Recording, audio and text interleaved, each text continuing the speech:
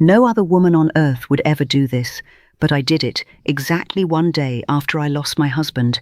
He was everything to me. Yet I still did this with that guy. He did this, and I felt like never before. And he was young and experienced in doing this. No one can blame me, because I know you would have done the same if you were in my place. He did something so special that my heart forgot all its losses and began anew with him. And please don't judge me before listening my whole story.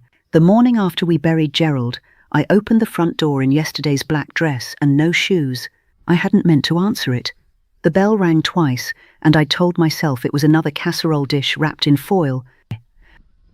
Another neighbor with lowered eyes and that particular brand of careful gentleness that makes grief feel like a performance you're expected to give. I was tired of performing. I was 52 years old, and my husband of 24 years was in the ground, and I had not slept, and I smelled like church and sympathy. I answered the door anyway, because doing nothing had started to feel louder than doing something. He was younger than I expected. Not young, not a boy, despite the word printed on his company vest. 40, maybe 42, with the kind of face that had been through weather. Dark eyes, calm hands holding a flat box like it was something fragile. Mrs. Calloway? He checked his screen. Eleanor Calloway? Yes. My voice came out rougher than intended, like it needed warming up. He didn't look past me into the house the way everyone had been doing for 2 days, searching for signs of how I was holding up. He looked at me, at my face.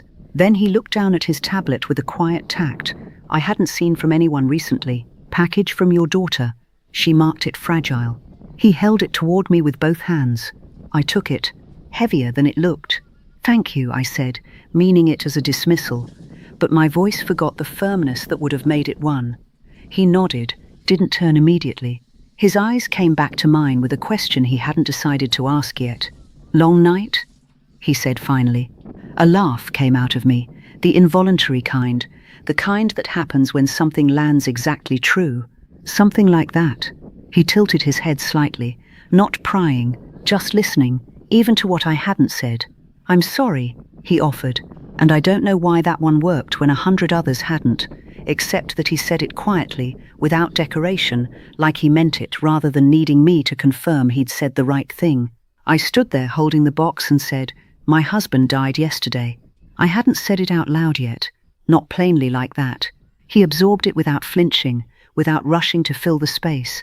He just stood there on my porch in the early October light and said, I know it doesn't help to hear this yet, but that kind of love doesn't just stop somewhere. I looked at him properly then. I lost someone too, he said. 3 years ago. It does something to time. His name was Daniel Reeves, and he came back the next morning with another package, a book I'd ordered 6 weeks ago and forgotten entirely, and I had coffee made because somewhere between yesterday and this morning, my body had insisted on ordinary things. I handed him a cup without asking. He took it without hesitating. We stood on the porch because inviting him inside felt like a decision I wasn't ready to name. The morning was cold and bright. He wrapped both hands around the mug, and I watched the steam rise between us and thought about nothing at all, which was the most peaceful I'd felt in days. You don't have to be anywhere, I asked. I rearranged my route, said simply. No performance in it. I looked at him sideways. Why? He considered longer than necessary. Because yesterday you said something true. Most people stop doing that after 40. That's a strange thing to say to a widow on a Tuesday. You'd prefer something less strange? I'd prefer something real, I said, surprising myself.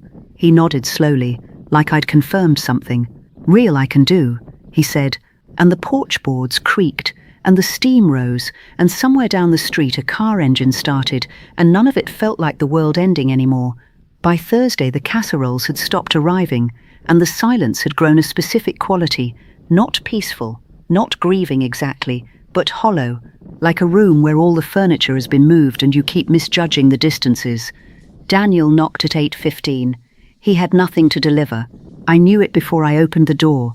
Something about the knock was deliberate, unhurried, like a question rather than an announcement.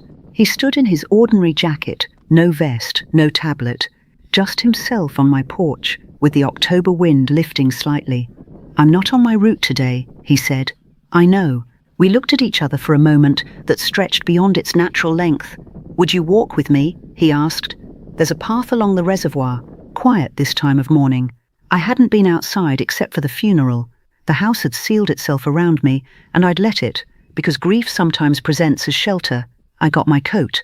The path was gravel, and the reservoir was silver and flat, and we walked close, because the trail was narrow, and every so often our arms brushed, and neither of us made space. He told me about his wife. Her name was Camille. She'd had a laugh that carried. She'd been gone 3 years and 4 months, and he still sometimes cooked for 2 out of habit before he caught himself. I told him about Gerald, how he'd burned every piece of toast and been proud of it somehow, how he'd kept every card I'd ever given him in a shoebox under the bed, which I'd found 2 days ago while looking for something else, and had to sit on the floor for a long time afterward. Daniel stopped walking. I stopped too, a half step ahead, and turned. The wind moved between us. His expression was careful, the way hands are careful with something recognized as worth holding. The shoebox, he said quietly. That's the kind of thing.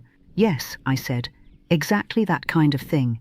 We were standing close enough that the wind off the water pushed the lapel of his jacket toward me, and I could smell cold air and something warm underneath, something present and human, and I realized I was standing fully inside my own body for the first time since the hospital called.